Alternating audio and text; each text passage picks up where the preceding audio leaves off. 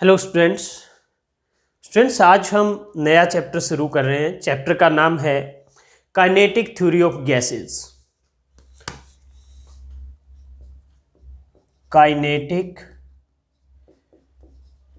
Theory of gases.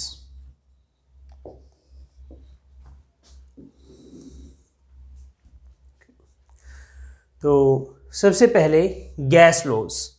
Gas laws क्या है? Relationship between any two physical quantities और any two parameters used to specify state of a gas keeping the third parameter or third physical quantity constant is called gas law. Gas laws, हम gas laws पढ़ेंगे कुछ। तो ये gas law की हम पहले definition लिखते हैं। The relationship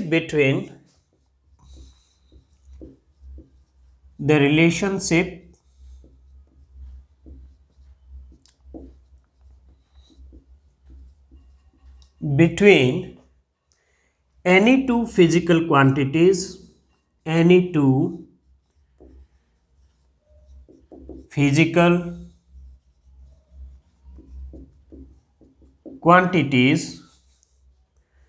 used to specify state of a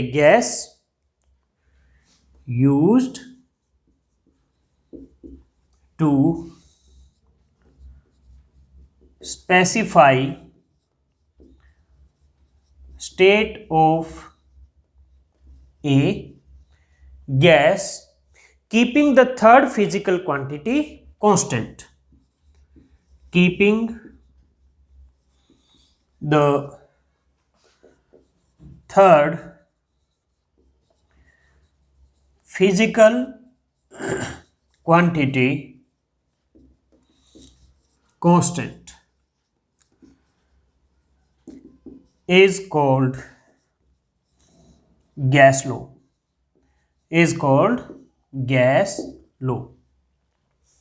तो सबसे पहले हम पढ़ेंगे बॉयल्स लॉ। बॉयल्स लॉ क्या कहता है? That volume of given mass of a gas will be inversely proportional to pressure if temperature of gas is constant.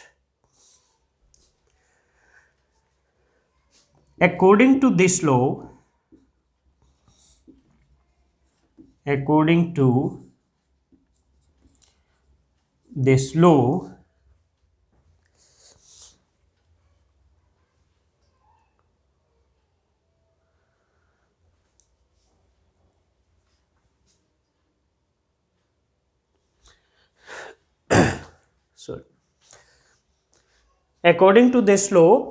volume of given mass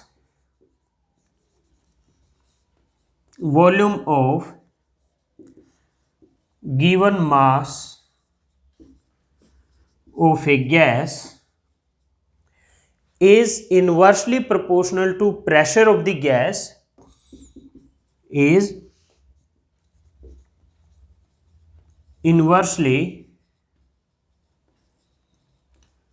proportional to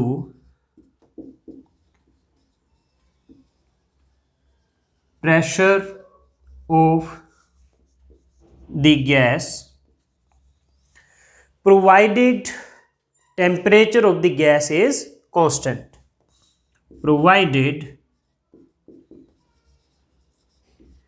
Temperature of the gas is kept constant. Temperature of gas अगर constant रखा जाता है तो okay. So V is inversely proportional to P at constant T।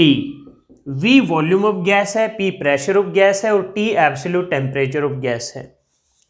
तो it means PV equal to constant, PV equal to constant, or you can say P1 V1 equal to P2 V2। Okay, तो अगर आप P versus V graph draw करते हैं तो वो क्या होगा, इस तरह से होगा।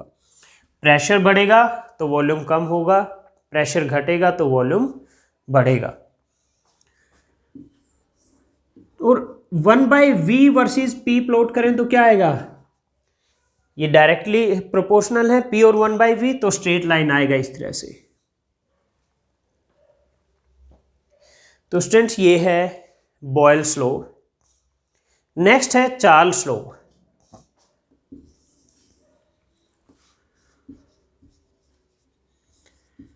चार्ल्स लॉ, चार्ल्स लॉ क्या कहता है, चार्ल्स लॉ कहता है volume is directly proportional to temperature if pressure is constant. According to this law, volume of given mass of a gas is directly proportional to temperature of the gas provided pressure of the gas remains constant.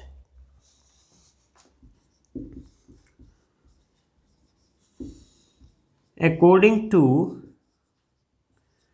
this law,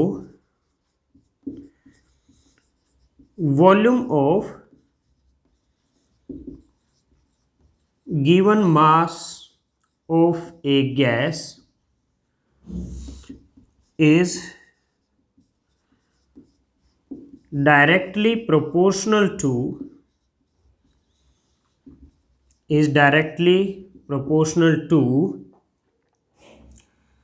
temperature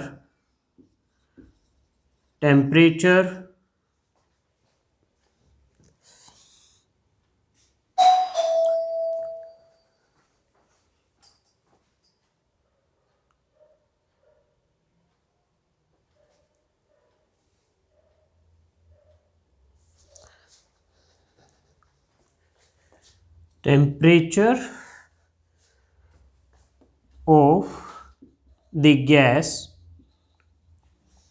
is directly proportional to temperature of the gas provided pressure of the gas remains constant. Provided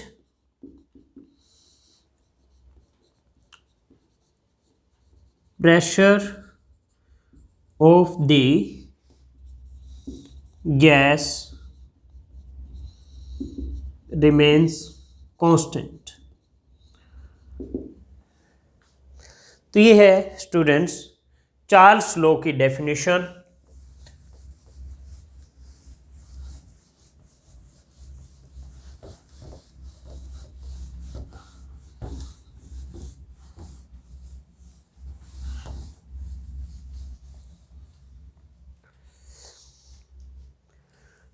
So Charles law says volume is proportional to temperature at constant pressure. So V by T is constant at constant pressure. It means V1 by T1 is equal to V2 by T2 at constant pressure. So let V naught is volume of gas at 0 degree Celsius and Vt is volume of gas at T degree Celsius, then Vt is equal to V naught into 1 plus gamma p T minus 0। यहां पर जो gamma P है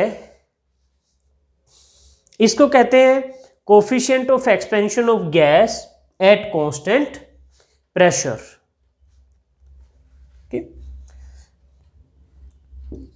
Vt हो गया आपका V nought into 1 plus gamma P T. Gamma P is coefficient of expansion of gas at constant pressure, at constant pressure. Okay, gamma P की जो value होती है वो होती है अप्रोक्सीमेटली 1/273.15।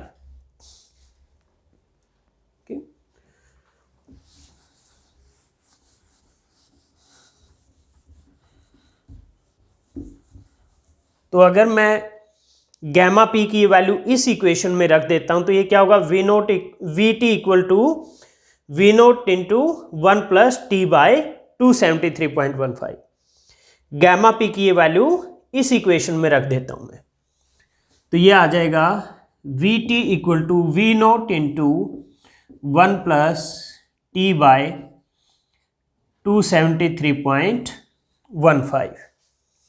और अगर आप v वर्सेस t प्लॉट करते हैं, मैं यहां प्लॉट कर देता हूं, इस एक्सिस पे टेम्परेचर, इस पे वॉल्यूम, क्योंकि डायरेक्टली प्रोपोर्शनल है तो ग्राफ क्या आएगा, स्ट्रेट लाइन आएगा। तो ये है स्टूडेंट्स चार्ल्स लॉ।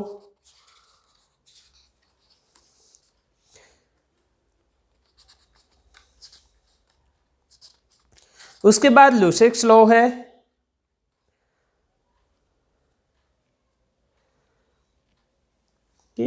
और इसमें जो ये टी टेम्परेचर है स्टूडेंट्स, ये आप ध्यान रखना, ये आप केल्विन में लेंगे। जब आप कैलकुलेशन करेंगे तो आपको ये केल्विन में लेने हैं। अब अगर आपको डिग्री सेल्सियस में दी हुई है वैल्यू, तो आप क्या करोगे, पहले उसको केल्विन में कन्वर्ट करोगे टेम्परेचर की वैल्यू को। तो ये आपको ध्यान रखना है।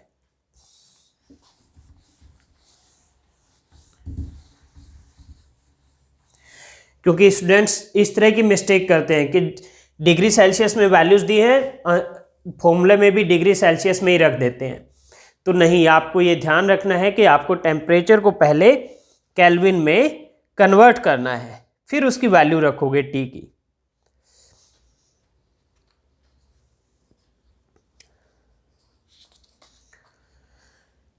सो the third one is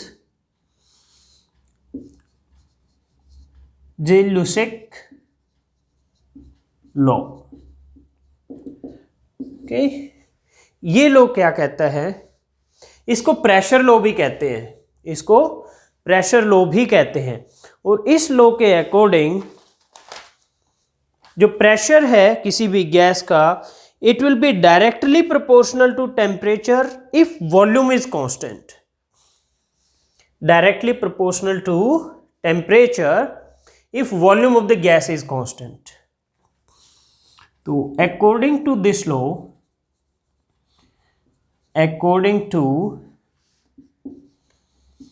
this law,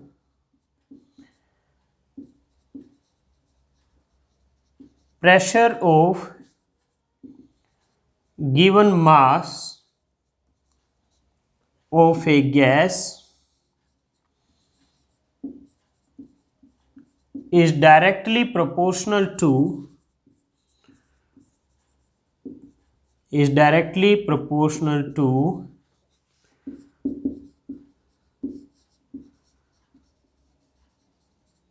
temperature of the gas, is proportional to temperature of the gas provided volume of gas remains constant.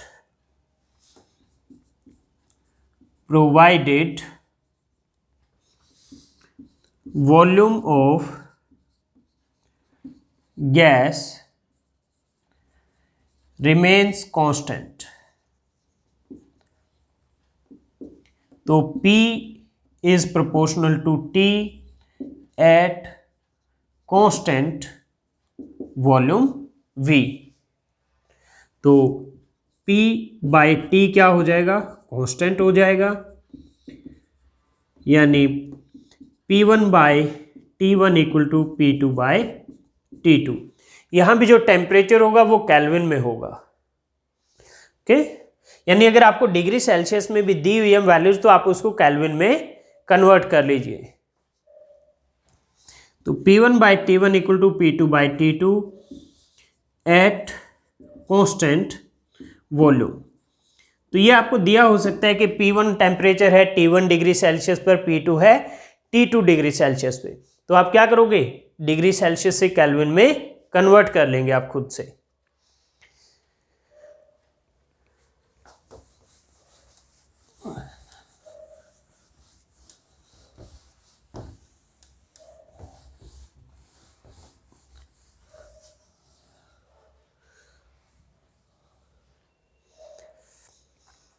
मान लीजिए P नोट है, let P nought is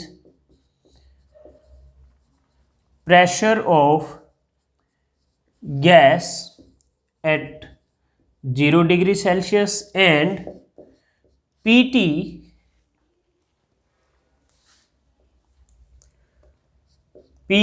is pressure of gas at T degree Celsius. तो दोनों में relation क्या होगा, PT equal to P nought into 1 plus gamma V T minus 0। तो ये हो जाएगा P nought into 1 plus gamma V T। यहाँ गैमा V क्या है, pressure coefficient of gas at constant volume. Pressure coefficient of gas at constant volume. Okay, और जो gamma we की भी वैल्यू है वो भी अप्रोक्सीमेटली 1/273.15 है, 1/273.15। ये वैल्यू अगर मैं यहाँ रख देता हूँ तो आपके पास PT हो जाएगा P nought into 1 plus T/273.15। और इसमें आपका pressure versus temperature graph straight line आएगा अगर वॉल्यूम कांस्टेंट है तो ये ग्राफ कब आएगा स्ट्रेट लाइन, जब वॉल्यूम कांस्टेंट है। तो स्टूडेंट ये थे हमारे पास 3 गैस लॉज थे, कुछ और भी करेंगे अब हम आगे जब बढ़ते जाएंगे इस चैप्टर में। अब हम इन गैस लॉज को यूज करके आइडियल गैस इक्वेशन को डिराइव करेंगे। तो मैं पहले उसके लिए क्लीन कर देता हूं।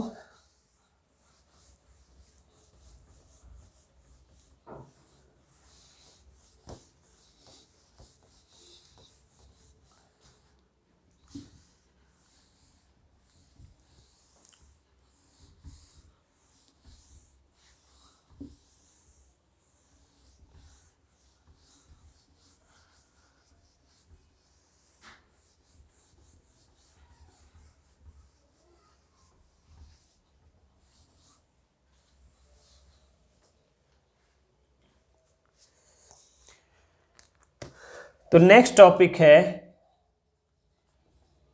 परफेक्ट और आइडियल गैस इक्वेशन। परफेक्ट और आइडियल गैस इक्वेशन। एक आइडियल गैस कौन सी होती है, जिसमें size of molecule compare to size of volume of gas negligible हो। Size of molecule is negligible as compared to volume of the gas. Number 2, intermolecular force is 0. Molecules एक दूसरे पे कोई फोर्स नहीं लगा रहे।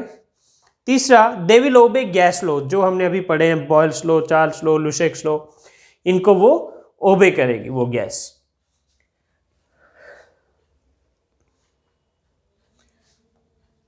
In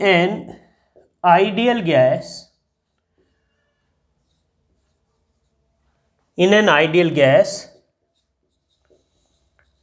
size of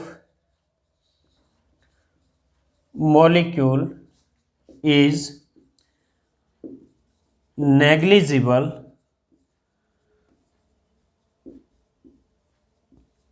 as compared to volume of the gas. Gas का जो टोटल वॉल्यूम है उसके कंपैरिजन में एक मॉलिक्यूल का साइज नेग्लिजिबल है। Number 2, intermolecular forces, intermolecular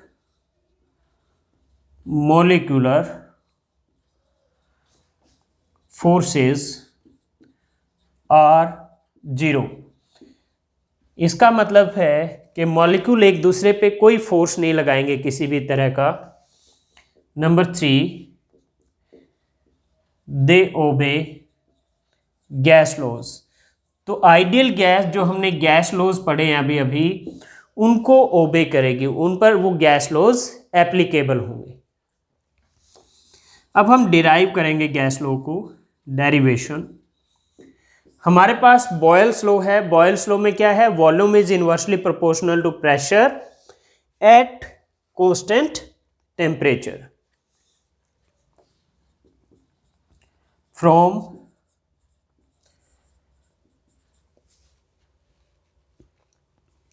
Boyle's law,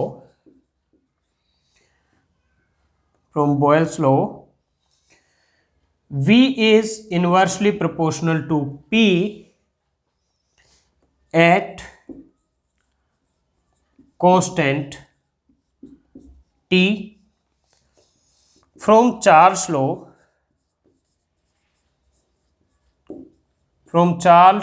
law, V is directly proportional to T at constant P, at constant pressure। दोनों को कंबाइन कर दो। Combining both laws, V is directly proportional to T and inversely proportional to P। तो यहां से आपका P V by T क्या आ जाएगा? कांस्टेंट आ जाएगा। कांस्टेंट की जो भी वैल्यू हो, अगर 1 मोल ऑफ गैस है, जो अमाउंट ऑफ गैस है वो है 1 मोल, तो ये कांस्टेंट की वैल्यू आती है कैपिटल आर, गैस कांस्टेंट के equal.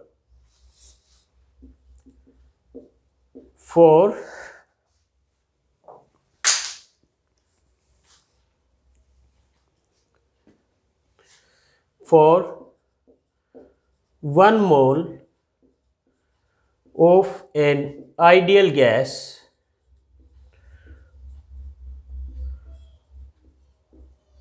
constant is equal to R.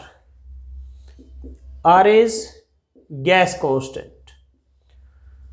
R is gas constant. तो it means 1 मोल के लिए PV by T equal to R for 1 mole. और अगर number of moles of gas n है, for n moles of gas, तो ये constant हो जाएगा NR और ये PV बाई टी हो जाएगा आपका NR। तो PV इक्वल टू NRT। ये है आपकी आइडियल गैस इक्वेशन।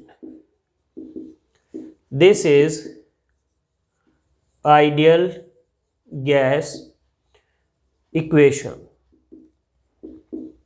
ओके, तो स्टूडेंट यहां से P V by N T ये किसके इक्वल आएगा? इससे आर के इक्वल। और आर क्या है? कांस्टेंट वैल्यू है। इट मीन्स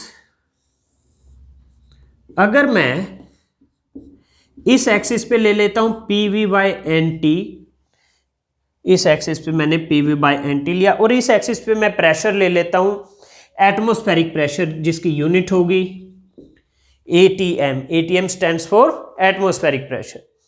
तो आइडियल गैस इक्वेशन के लिए P V by N T versus pressure क्या आएगा? P V by N T तो कांस्टेंट है, तो यानी एक स्ट्रेट लाइन आएगी, चाहे पी की जो भी वैल्यू हो। ये क्या आएगी? आइडियल गैस के लिए, आइडियल गैस। लेकिन जो रियल गैस है, रियल गैस आइडियल गैस की तरह बिहेव नहीं करती, एक्सेप्ट जब तक उसका टेम्परेचर बहुत हाई ना हो जाए और प्रेशर बहुत लो ना हो जाए। ओके, तो real gas behaves like ideal gas at low pressure and high temperature. तो PV by NT will be independent of pressure, it will be a straight line, constant value, gas constant R के equal value आएगी। लेकिन real gas के लिए कुछ इस तरह से आएगा ये ग्राफ, ये रियल गैस के लिए है ना। मान लीजिए ये टेम्परेचर T1 पर है ये ग्राफ, फिर जैसे जैसे आप टेम्परेचर बढ़ाते जाएंगे गैस का, ये ग्राफ इसको अप्रोच करता जाएगा। अब मान लीजिए मैंने टेम्परेचर बढ़ा दिया, मैं ब्लू पेन से बना देता हूं, T2 कर दिया, तो ग्राफ यहां से इसके और क्लोज चला जाएगा आइडियल गैस वाले ग्राफ के। तो ये टेम्परेचर T2 के लिए है, रियल गैस के लिए। फिर अगर मैंने और बढ़ा दिया तो ये और ज़्यादा क्लोज चला जाएगा। इस तरह से रेड पेन से मैंने जो बनाया है ये T3 है, जो रेड पेन से। तो इसमें T3 temperature is greater than T2 greater than T1। ये T1 T2 T3 क्या है? टेम्परेचर है। तो जैसे जैसे टेम्परेचर बढ़ाओगे रियल गैस का ग्राफ आइडियल गैस का जो ग्राफ है, ये जो स्ट्रेट लाइन है, उसको अप्रोच करता जाएगा। तो स्टूडेंट ये है real gas equation, sorry ideal gas equation and plot of ideal and real gas for different values of pressure.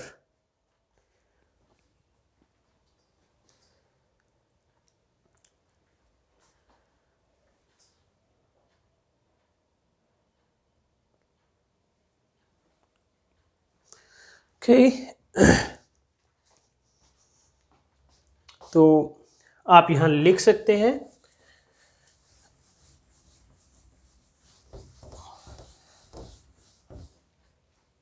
A real gas behaves like an ideal gas. A real gas behaves like an ideal gas at low pressure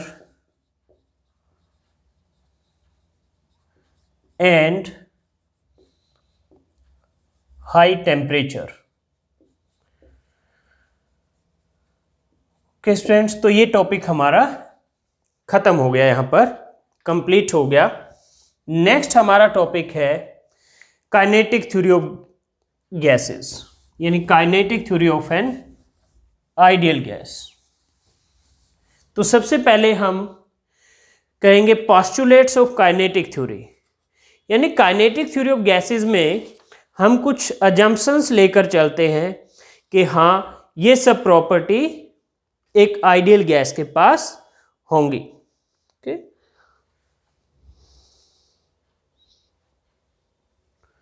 तो next heading है postulates of kinetic theory.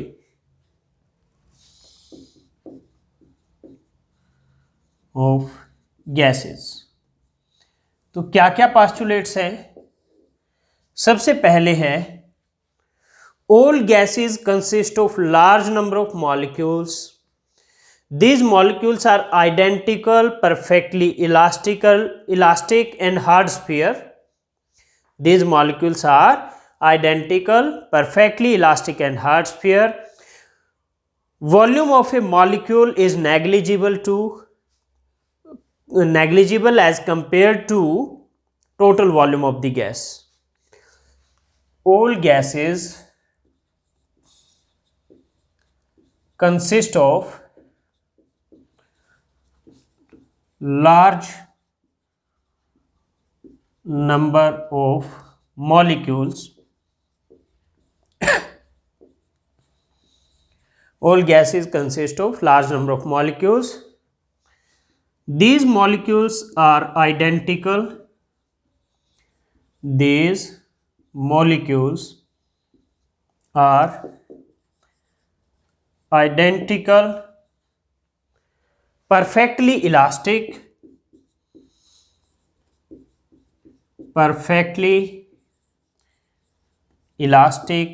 and hard spheres. Hard spheres.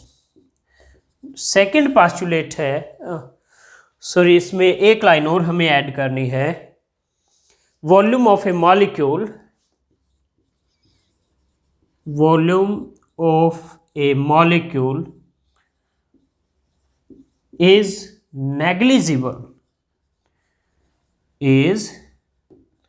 negligible, as compared to total volume of the gas. Total volume of the gas. Number 2, molecules का जो motion है वो बहुत random है.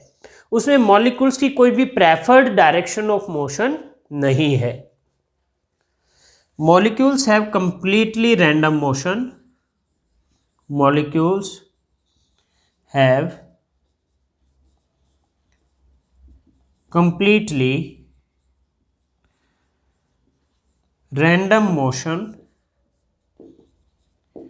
and have no preferred direction of motion, and have no preferred direction of motion.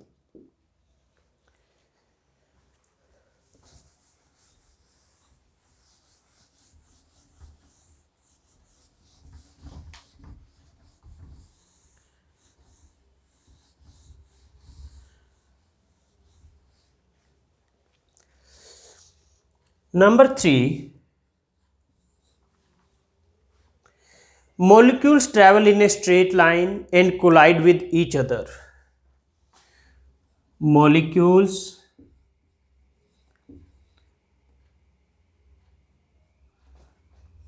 travel in a straight line and collide with each other.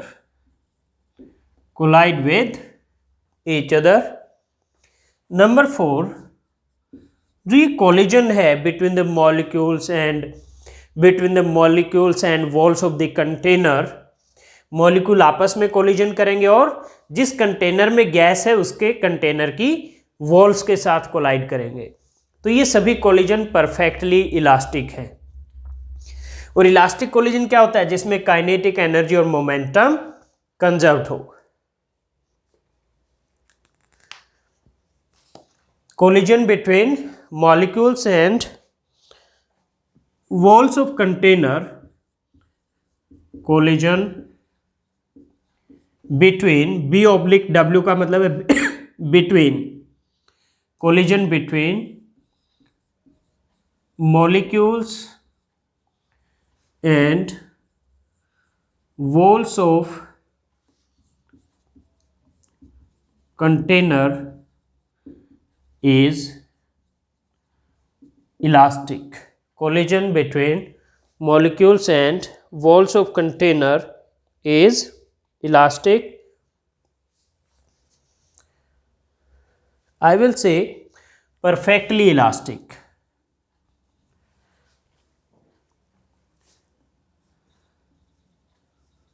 Perfectly elastic. So kinetic energy and linear momentum of the molecule remains conserved. So kinetic energy and linear momentum of molecule remains conserved. Student मैंने ये इससे पहले जो लिखा है molecule travel in a straight line and collide with each other, इसका मतलब क्या है कि एक मॉलिक्यूल यहाँ से चलता है, स्ट्रेट लाइन में जाएगा, यहाँ कोई कोलिजन होगा तो उसके बाद ये जिस भी डायरेक्शन में जाएगा फिर स्ट्रेट लाइन में जाएगा, फिर कोई कोलिजन होगा, फिर कोई स्ट्रेट लाइन में जाएगा। तो बिटवीन टू कोलिजन्स जो मोशन होगा वो स्ट्रेट लाइन होगा। तो ये इस लाइन का मतलब है। ओके, तो नेक्स्ट पोस्टुलेट है motion of the molecule is governed by Newton's laws of motion. Motion of the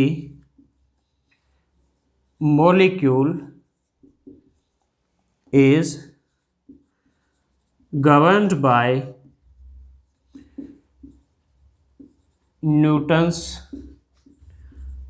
laws of motion। इसका मतलब है कि न्यूटन्स लॉज ऑफ मोशन यहाँ जो मॉलिक्यूल की मोशन है उस पर एप्लीकेबल है। Okay, all collisions are instantaneous,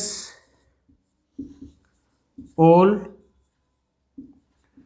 collisions are instantaneous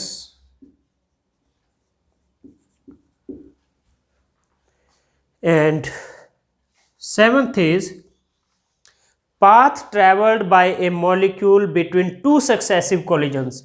जैसे यहाँ से चला, यहाँ कोलिजन हुआ, फिर यहाँ भी कोलिजन हुआ, तो यहाँ से यहाँ ये दो कोलिजन है, एक यहाँ पर है और एक यहाँ पर है। तो इन दो कोलिजन के बीच में जो ये स्ट्रेट लाइन पाथ कवर किया है इसको कहते हैं फ्री पाथ, इसको फ्री पाथ कहते हैं। लेकिन ये फ्री पाथ इन दो कोलिजन के बीच में अलग होगा, इसमें अलग लेंथ होगी, इसमें अलग होगी। तो इन सभी का जो मीन वैल्यू आएगी यानी जो एवरेज आएगा उसको कहते हैं mean free path. Path traveled by molecule between two successive collisions is called free path and the mean distance traveled by motion between two successive collisions is called mean free path। यानी ये जो free path है, एक ये free path है, एक ये free path है, एक ये फ्री पाथ है, तो इन सभी का जो मीन वैल्यू होगी उसको मीन फ्री पाथ कहेंगे। Path travelled by a molecule between two successive collisions